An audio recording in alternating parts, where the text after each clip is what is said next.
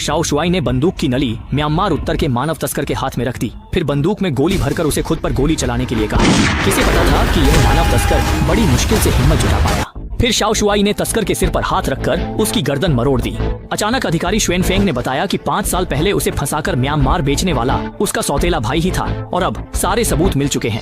Shao Shuai तुरंत बदला लेने देश लौटा, पर सीमा पर केवल उसकी बड़ी बहन स्वागत के लिए आई। शाओ शुआई उससे नफरत करता था क्योंकि उसी ने पहले भाई के झूठ पर यकीन कर उसे प्रताड़ित किया था, जिसके बाद पूरे परिवार ने उसे चोर और बदतमीज कहकर ठुकरा दिया था।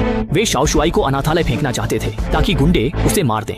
जब सौतेले भाई ने संपत्ति जुए में गंवा दी तो उसने सारा दोष शाओ शुआई पर मढ़ने की साजिश रची।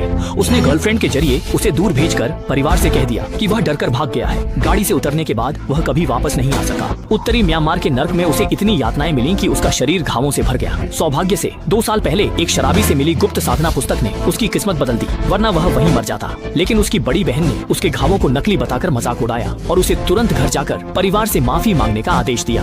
परिवार उसके स्वागत की तैयारी में था, पर पहुंचने पर शाओ शुआई ने देखा कि वे उसके पालक भाई का जन्मदिन मना रहे हैं और उसे ऐसे तोहफे दे रहे हैं जिनकी उसने कभी कल्पना भी नहीं की थी। इससे भी बुरा ये था कि परिवार को उसके आने की खबर नहीं थी। उन्होंने मेहमानों से कहा कि शाओ शुआई ने 5 साल पहले जुए में सब गंवाया था और आज उसे वंशावली से बाहर निकाला जा रहा है। उन्हें यह नहीं पता था कि इस आदमी ने पहले ही परिवार से रिश्ता तोड़ने का फैसला कर लिया था और आज उसके लौटने का मकसद 5 साल पहले लगे झूठे आरोपों को सबके सामने उजागर करना था। हास्यास्पद ये है कि उसके पिता अब भी उसे तुच्छ समझते हैं, भले ही सच्चाई वही हो, लेकिन अब वे ताकतवर शाओ शुआई से जुड़ चुके हैं, इसलिए उन्हें कोई डर नहीं है। वे यह नहीं जानते कि 2 साल पहले जब वह सफल हुआ तब उसने उन्हें बड़ी दौलत दी थी जिससे वे फिर से खड़े हो सके, लेकिन उसकी बात पर किसी ने विश्वास नहीं किया और उसका भाई दिखावा करते हुए उसे माता पिता के सामने गलती मानने को कहने लगा। शाओ शुआई को उम्मीद नहीं थी कि यह इंसान फिर सामने आएगा। उसने तुरंत आगे बढ़कर 2 जोरदार घूंसे मारे और उसकी पिटाई कर दी। उठते ही अकड़ दिखाने के बजाय परिवार के चिंतित चेहरे देख वह तुरंत मासूमियत और दर्द का नाटक करने लगा। यह देख पिता गुस्से में बोले कि शाओ शुआई बदतमीज है जो भाई पर झूठा इल्जाम लगाकर हाथ उठा रहा है। वे उसे सबक सिखाने बढ़े,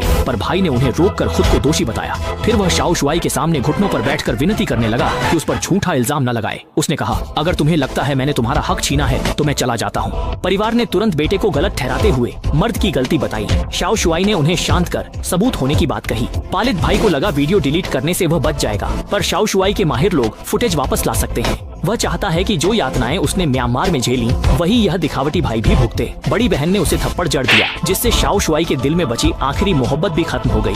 तभी नौकर ने बताया कि श्वेन फेंग आ गए हैं। पिता खुश होकर शाओ शुआई को निकालने और श्वेन फेंग को प्रसन्न कर रहस्यमय शाओ शुआई से जुड़ने की सोचने लगा। उसने तुरंत उसे बाहर फेंकने और जुए चोरी के आरोप में जेल भेजने का आदेश दिया। मुख्य कारण यह था कि वह श्वेन फेंग की नजरों में खटकना नहीं चाहता था।